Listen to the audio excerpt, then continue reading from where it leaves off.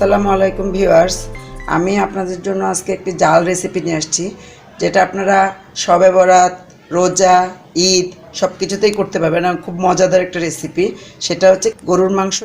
চলুন শুরু করা যাক। আমি একটা পাত্রে গরুর মাংসটা নিয়ে নিচ্ছি।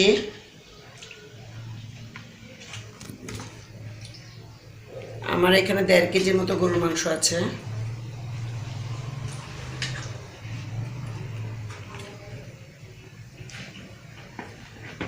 প্রথমে আমি দিচ্ছি পেঁয়াজ কুচি, দিচ্ছি পেঁয়াজ বাটা 2 টেবিল চামচ, দিচ্ছি আদা বাটা 2 টেবিল চামচ, দিচ্ছি রসুন বাটা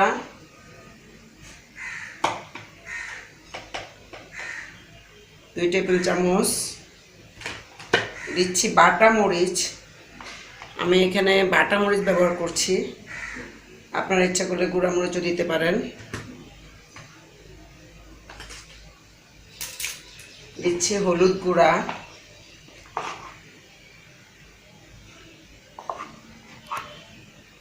দুই টেবিল চামচ হলুদ গুঁড়া, দিচ্ছি লবণ, সেটা পরিমাণ মতো লবণ,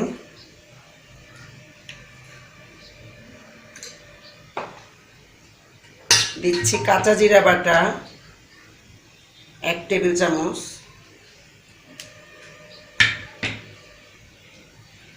দিচ্ছি তেজপাতা 3টা,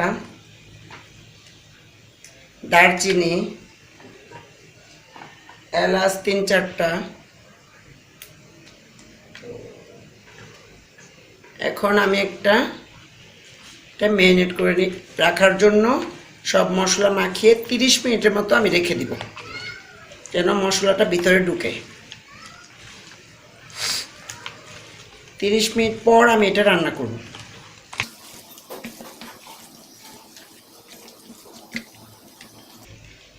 দর্শক, আমার মাখানো হয়ে গেছে। এখন এভাবে আমি ঢেকে 30 মিনিট রেখে দিব। আমি 30 মিনিট ম্যারিনেট করে রেখেছি মাংসটা। 30 মিনিট পর আমি চুলাতে একটা হাঁড়ি দিয়েছি, সেই হাঁড়িতে আমি 1/2 কাপ তেল দিয়েছি। তেলটা গরম হয়ে গেছে। এখন আমি মাংসটা দিয়ে দিব।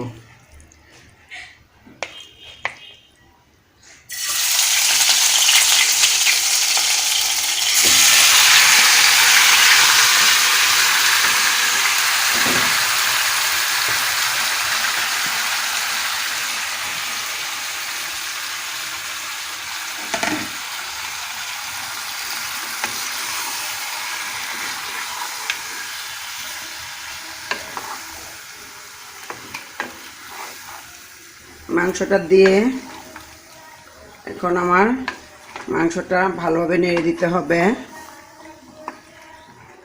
ভিউয়ার্স, আমার মাংসটা নাড়া দেওয়া হয়ে গেছে। এখন আমি ঢেকে দিব।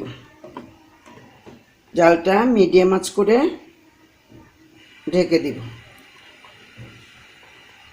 আমি 5 থেকে 7 মিনিটের মতো ঢেকে দিয়ে তারপর আবার নাড়া দিয়ে দিব। ভিউয়ার্স, আমি মাংসটাকে আরেকবার নেড়ে দিব।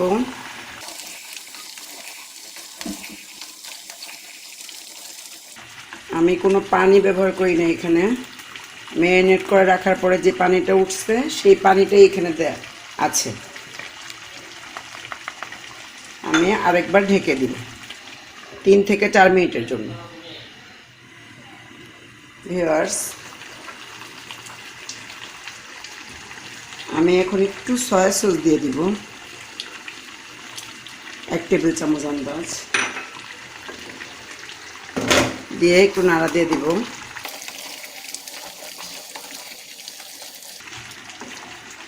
আমি এখানে তেমন কিছুই ব্যবহার করছি না। আমরা সাধারণত যা দিয়ে রান্না করি ওই সব দিয়েই আমি গরুর মাংসটা রান্না করছি। আমি আবার একটু ঢেকে দিই।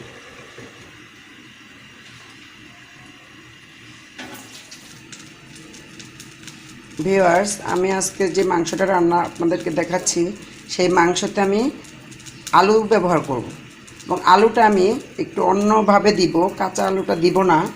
এটা আমি একটু লবণ আর একটু হলুদ গুঁড়া দিয়ে মাখিয়ে তারপর একটু ফ্রাই প্যানে হালকা তেলে ভেজে তারপর আমি মাংসের মধ্যে আলুটা দিব। আমার এক চুলায় মাংসটা হচ্ছে, আমি আরেকটা চুলায় আমি একটু হালকা তেল দিয়ে আলুটা দিয়ে দিব। আলুটা আমার অল্প আছে ভাজতে হবে। আমি আলুটা ভেজে তারপর মাংসটা দিয়ে দিব। আমি একটু ঢেকে দিচ্ছি, 2 থেকে 3 মিনিটের মতো ঢেকে দিচ্ছি।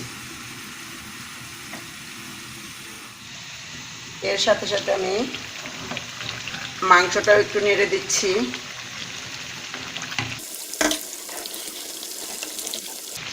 মাংসটা আমার প্রায় কষানো হয়েই গেছে, আর কিছুক্ষণ পরে আমি আলুটা দিয়ে দিই। আর একটু থাক চুলায়। ভিউয়ার্স, দেখুন আমার আলুর কালারটা অনেক সুন্দর হয়ে আসছে। এখন আলুটা একটু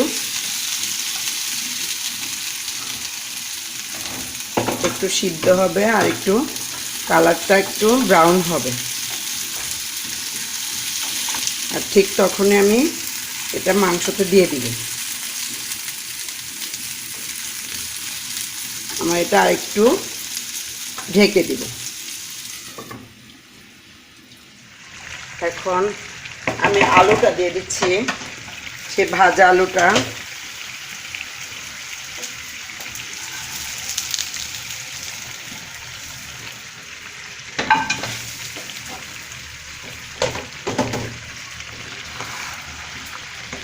এখন আমি একটু আলুটা মাংসের সাথে মিশিয়ে নিব। এখন আমি একটু গরম পানি দিয়ে দিচ্ছি এটাতে। আমি এখানে গরম পানি ব্যবহার করব। মাংসতে গরম পানি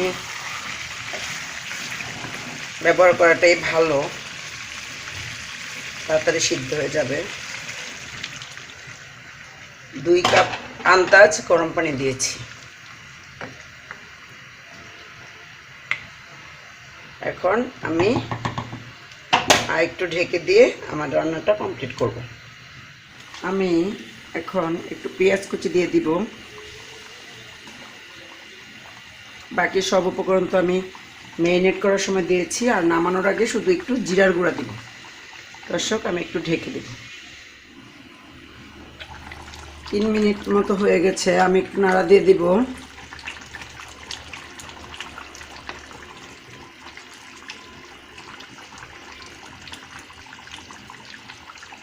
আর 2 মিনিটের মতো রাখলে আমার এটা হয়ে যাবে।